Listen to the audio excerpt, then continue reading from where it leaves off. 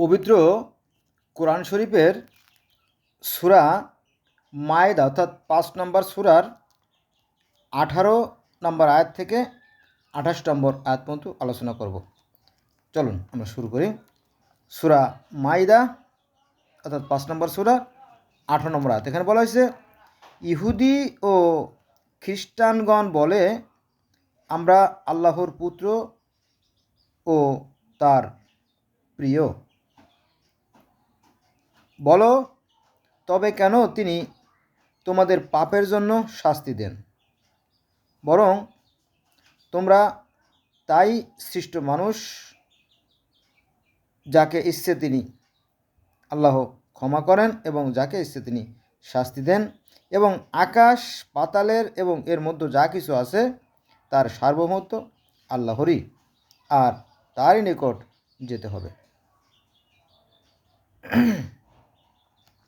সূরা মাইদা আয়াত নম্বর ১৯। হে কিতাবীগণ,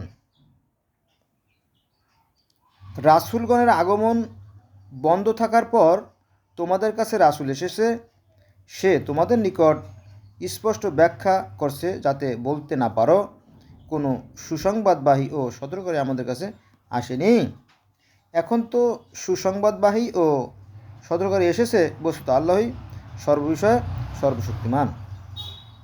সূরা মাইদা আয়াত নম্বর ২০। এখানে বলা হয়েছে, স্মরণ করো যখন বলেছিল মূসা তার সম্প্রদায়কে, হে আমার সম্প্রদায়, তোমরা আল্লাহর অনুগ্রহ স্মরণ করো, যে তিনি তোমাদের মধ্য হতে নবী করেছেন ও তোমাদের রাজ অধিরাজ করেছেন, এবং বিশ্ব জগতের কাউকেও যা দেননি তা তোমাদের দিয়েছেন।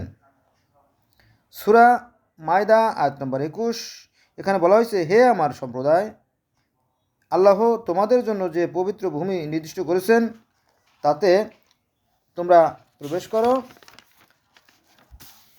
এবং পশ্চাদপসরণ করো না, করলে তোমরা ক্ষতিগ্রস্ত হবে। বন্ধুরা, এখানে একটু রহস্য আছে, আমি একটু বলি না। হে আমার সম্প্রদায়, এখানে হযরত মূসা আলাইহিস সালাম তার অনুসারীদের যে কথা বলছিল সেই কথাটা এখানে ঢুকে গেছে আর কি। এই যে ইহুদি ও খ্রিস্টানদের বলে আল্লাহর পুত্র, এই যে আপনার সূরা মায়েদার যে ১৮ নম্বর আয়াত, এগুলো মূলত সেই ইহুদি খ্রিস্টানদের উপর করে, জানেন তো, তাই না? আবার এইখানে হে আমার সম্প্রদায়, এখানে হে আমার সম্প্রদায় বলতে এখানে মূসা আলাইহিস সালাম তার অনুসারীকে যে বলছিল সেই কথাটা এখানে চলে আসছে আর কি। এই তাওরাত বা তালমুদ বা জেনেসিস যাই বলেন, আর বাইবেল, এগুলো আর কোরআন, এই তিনটে ধর্মকে একসাথে বলা হয় আব্রাহামিক রিলিজন। কিন্তু আমাদের যে আলেমরা আছে, ধর্মগুরু, এই বিষয়টা তারা মানতে চায় না। কেন মানতে চায় না সেটা আমার বোধগম্য না।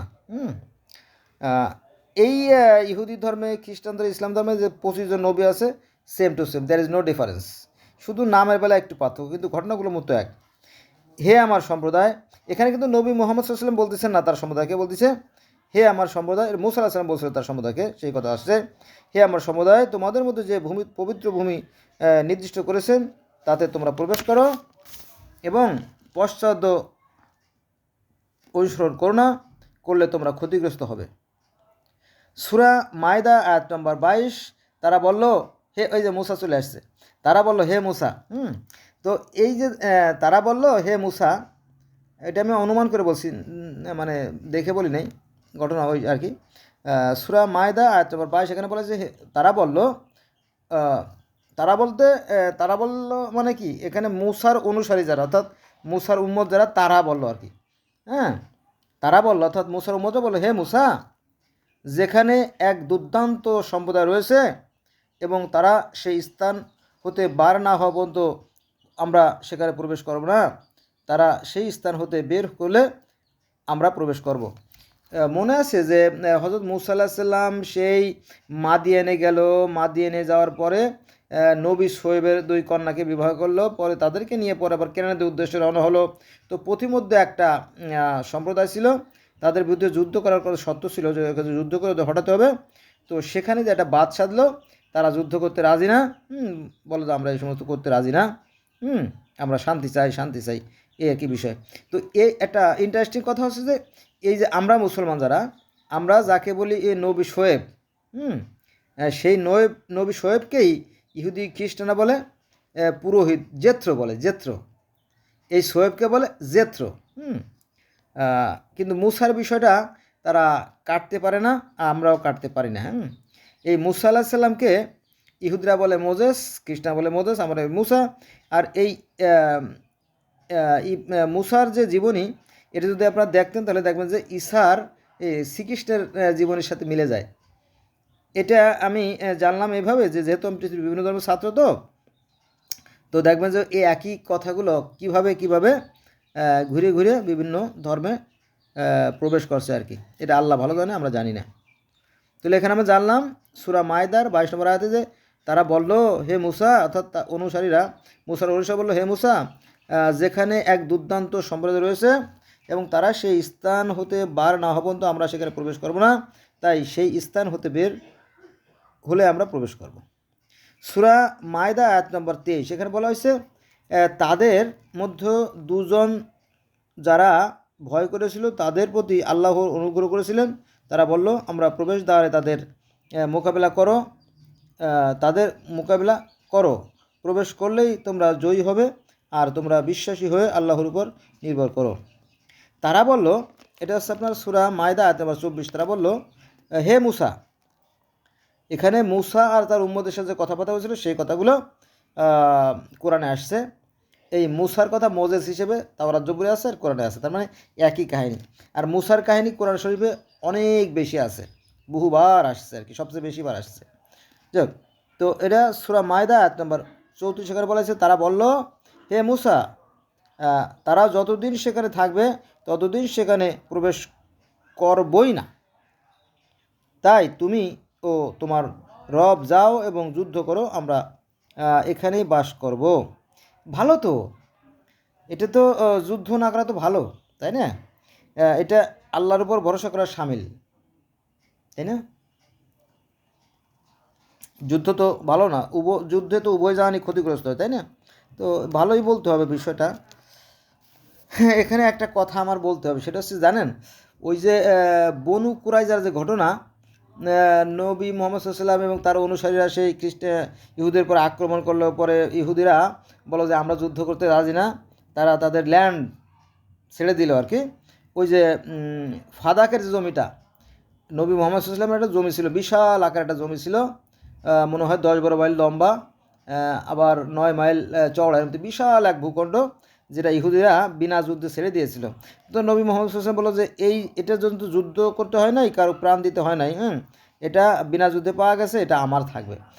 এই জমিটা নবী মুহাম্মদ সাল্লাল্লাহু আলাইহি ওয়াসাল্লাম ভোগ দখল করতেন, তারপর নবী মুহাম্মদ সাল্লাল্লাহু আলাইহি ওয়াসাল্লাম মারা যাওয়ার পরে তার মেয়ে ফাতেমা কিছুদিন ভোগ করতেছিল, কিন্তু এই জমিটা কেড়ে নিয়ে যায় ওমর। কেড়ে নিয়ে সেই জিনিসটাকে আবার দেয় কার কাছে জানেন?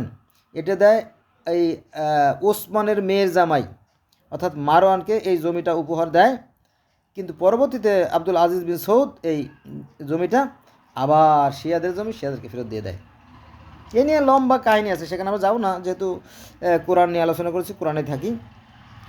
তারা বলল, হে মুসা, তারা যতদিন সেখানে থাকবে ততদিন সেখানে প্রবেশ করবো না, তাই তুমি তোমার রব যাও এবং যুদ্ধ করো, আমরা এখানেই বসবাস করবো। যুদ্ধ না করা তো একটা ভালো বিষয়, তাই না? একটা ভালো গুণ বলতে হবে ইহুদিদের। আপনি যদি খারাপ মনে করেন করতে পারেন, মানে এইখানে কোরআনে আমরা দেখতেছি তারা যুদ্ধ করতে রাজি না।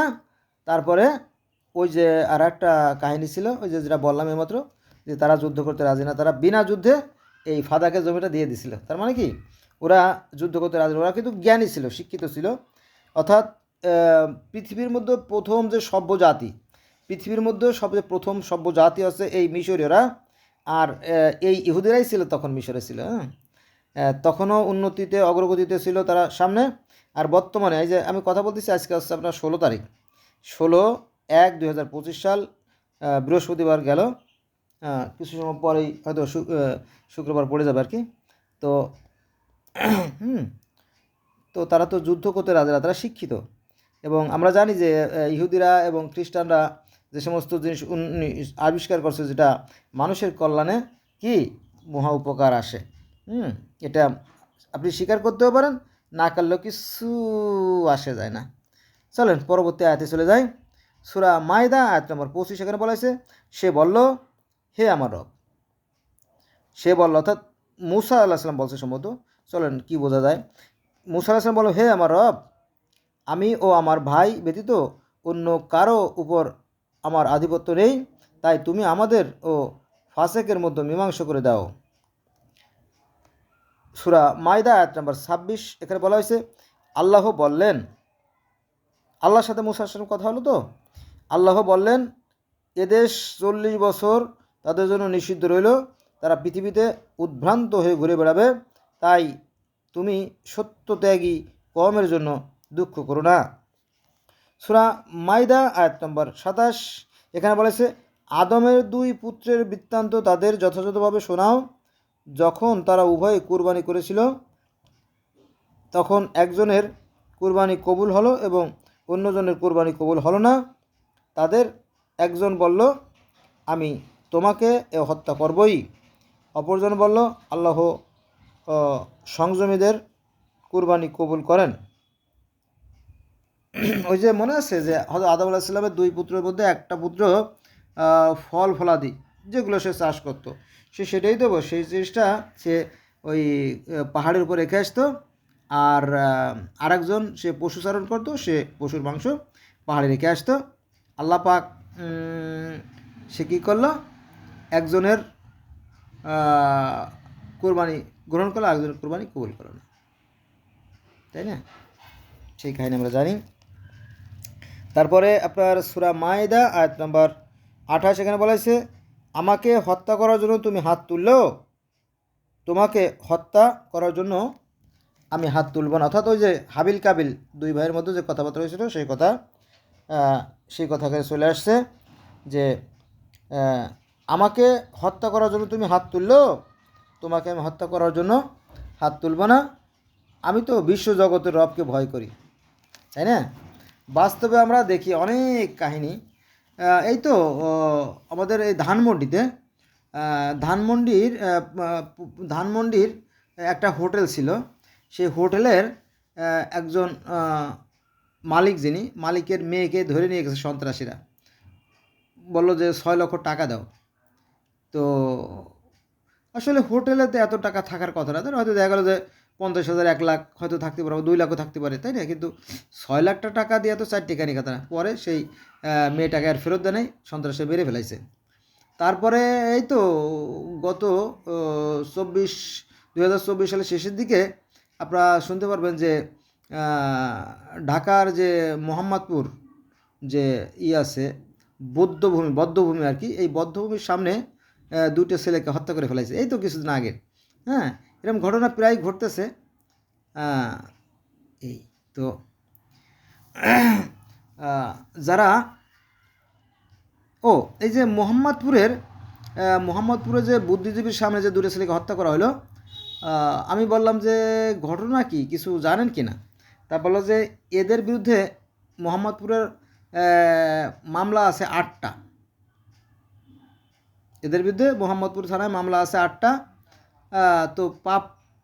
তো বাপ কেউ ছাড়ে না, তাই না?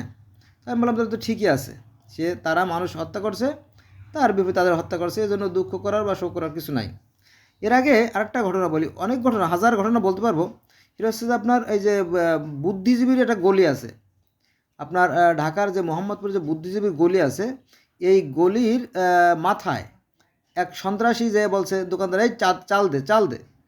না বাবা, চাল দিতে পারবো না, কারণ বহু চাল নেছো, আমি গরিব মানুষ খাবো কি, সব তোমাদের দিয়ে গেলে আমি কি চলবো, দিবি না চাল? পরে ছুরি দিয়ে তার পেটে কোপ মারছে, সে লোকটা মারা গেছে। এদের যদি বিচার হতো, এদেশে যদি আইন থাকতো, তাহলে এই সমস্ত সন্ত্রাসীরা কখনোই মাথা চালা দিয়ে উঠতে পারতো না। কিন্তু এদেশে প্রকৃতপক্ষে কোনো আইন নাই।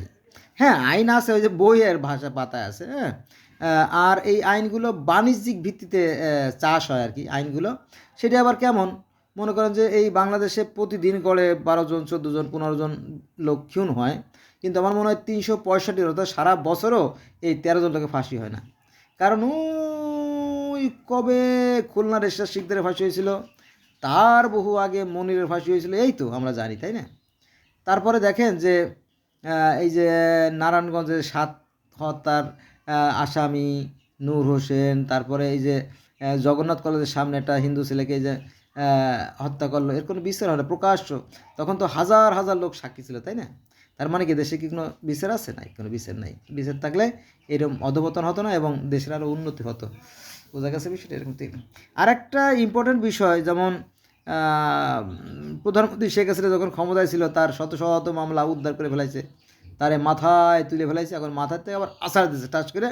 এখন হাসতে হাসতে 8খানা পড়ে যায় 9খানা মতো অবস্থা হয়েছে। এখন তার সব ওই টিউলিপের ক্ষমতার থেকে নামাই দেওয়া হচ্ছে, জয়ের কোনো সারা শব্দ নাই, হাসিনে পলায় আছে, ইত্যাদি ইত্যাদি। আবার এরপরে তারেক জিয়া ক্ষমতা আসলে কিন্তু একই ঘটনা ঘটবে, কারণ এদেরকে স্বস্তিতে থাকতে দেবে না। এদেশ থেকে যারা বুদ্ধিমান তারা পালায় চলে যাচ্ছে, বুঝছেন? কারণ এটা কোনো দেশ না। বুঝা গেছে? তো আর যারা আছেন চলেন আমরা ধৈর্য ধারণ করি, আল্লাহ আল্লাহ করি নাকি, এই আর কি। তো জানলেন তো কোরআনে কী আছে, তাই না? কোরআনে কোরআনের যে প্রধান যে ঘটনাগুলো, যেগুলো তাওরাতেও আছে, সেগুলো জেনেসিসও আছে, এ নিয়ে মাথা গরম করার কিছু নাই। কিন্তু এক শ্রেণীর আলেমরা আছে যারা ধোঁকা দেয় আমাদেরকে, এদের থেকে সাবধান থাকবেন। ধন্যবাদ সবাইকে।